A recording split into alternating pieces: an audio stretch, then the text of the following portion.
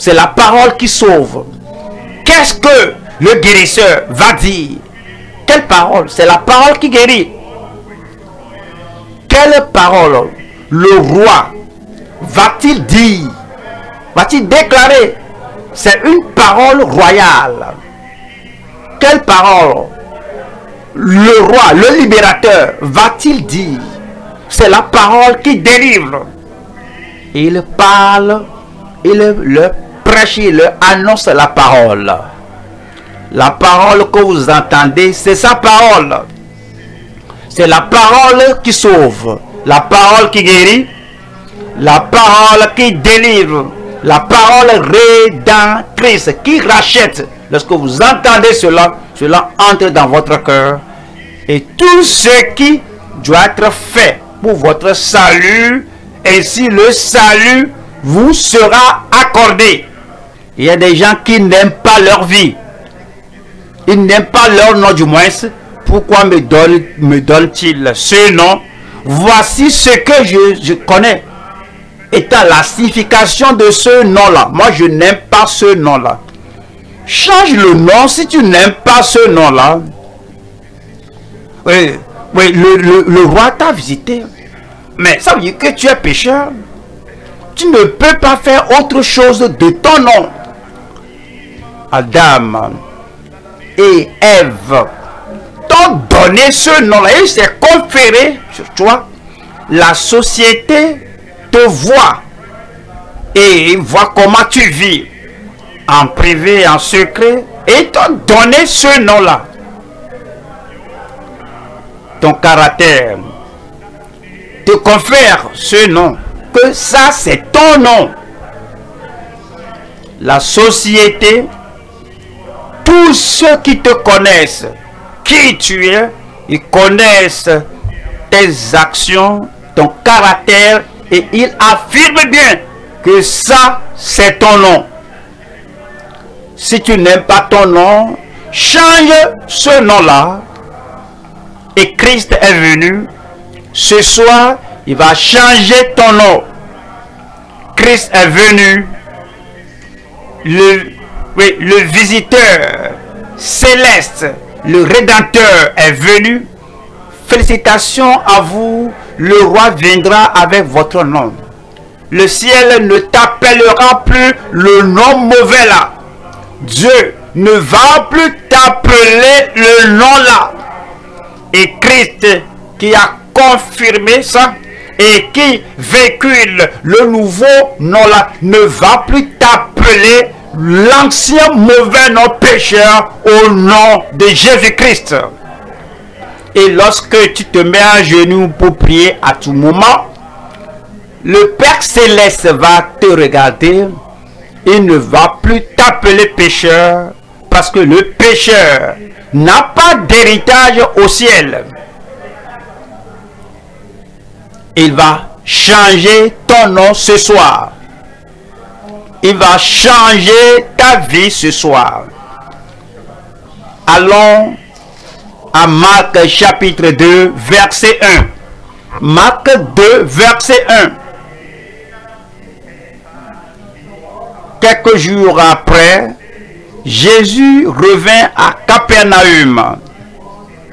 On apprit qu'il était à la maison. Christ est venu rendre visite à Capernaum.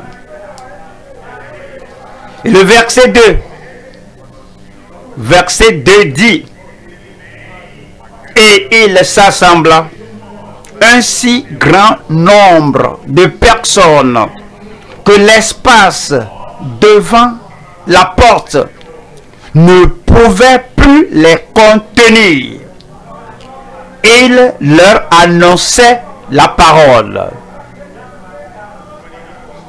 Lorsque le roi parle, c'est différent de lorsque le pauvre dans la rue parle. Quand le Créateur du ciel et de la terre parle, c'est différent de ce que dit la créature. S'il parle aux tempêtes de la vie, il dit que silence, tais-toi. Il y aura une réponse immédiate du mugissement de la mer. Parce que la mer, le ciel, la forêt, les océans, l'homme, les démons, quelle que ce soit la personne à qui Dieu parle, cela ne peut jamais résister à la voix du roi qui parle. Quelle est la parole que le roi va proférer? C'est la parole qui sauve. Qu'est-ce que le guérisseur va dire? Quelle parole? C'est la parole qui guérit. Quelle parole le roi va-t-il dire? Va-t-il déclarer? C'est une parole royale. Quelle parole le roi, le libérateur, va-t-il dire? C'est la parole qui délivre. Il parle, il le prêche, il annonce la parole. La parole que vous entendez, c'est sa parole. C'est la parole qui sauve, la parole qui guérit, la parole qui délivre, la parole rédemptrice qui rachète. Lorsque vous entendez cela, cela entre dans votre cœur. Et tout ce qui doit être fait pour votre salut, ainsi le salut vous sera accordé. Voilà le verset 3. Verset 3. Des gens vinrent à lui, amenant un paralytique porté par 4 hommes. Nous dirons qu'ils étaient en retard. Le lieu là était déjà encombré avant qu'il ne soit arrivé. Et cet homme paralysé, impotent, inutile à lui-même, ne pouvait rien faire pour lui-même. Alors il faut qu'il soit porté par 4 hommes sur un brancard. Ils étaient arrivés en retard. L'homme n'a pas dit que nous sommes venus en retard, il n'y a pas de siège, ramène-moi à la maison. Lorsque tu es sincère,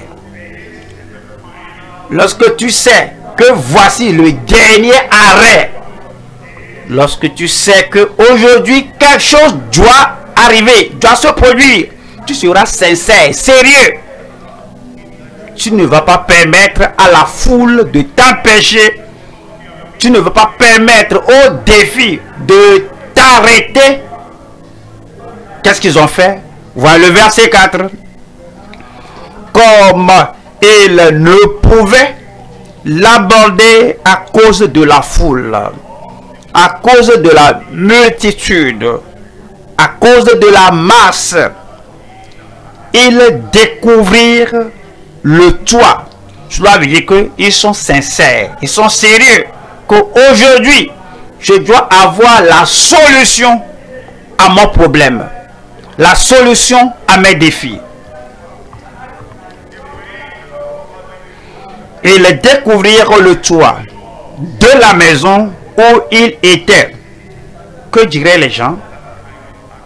À une telle action, les personnes sincères qui voudraient résoudre leurs problèmes à ce temps-là ne s'affichent pas de ce que diront, de ce que diraient les gens.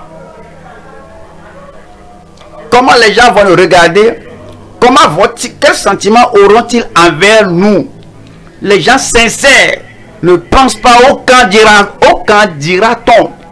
Ils viennent pour le miracle et ils reçoivent le miracle. Ils doivent obtenir, recevoir le miracle.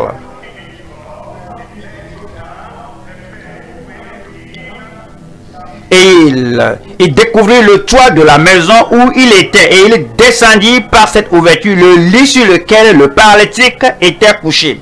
Comme tu es sincère, sérieux ce soir, et tu dis rien ne m'empêchera. Le sauveur doit me sauver, le guérisseur doit me guérir, le libérateur doit me délivrer, le rédempteur doit me racheter, et le roi qui vient du ciel doit déposer la bénédiction du ciel dans ma vie, sur ma vie, ce jour. Voilà le verset 5. Verset 5. Jésus, voyant leur foi. Quelle foi? Venir au Sauveur. Quelle foi? En refusant de céder. Quelle foi? Être sincère et dire qu'aujourd'hui, c'est le jour de mon salut. Vous savez, quand quelqu'un est malade et que la personne est étendue sur un brancard et on le porte, cela semblerait que la personne s'évanouirait. On dit même, laisse-le dans son cas. Et tu ne vas pas demeurer dans ta paralysie. Et il a vu leur foi. Ce que les gens ordinaires ne feraient pas, que le lieu est trop rempli, encombré. Oui, rentrons chez nous, on viendra à la prochaine. Les gens sincères ne parlent pas de cette manière. Ayant vu leur foi, Jésus voyant leur foi, dit au paralytique, mon enfant, n'est-ce pas suffisant? Lorsque le roi t'appelle mon enfant, lorsque le roi t'appelle ma fille,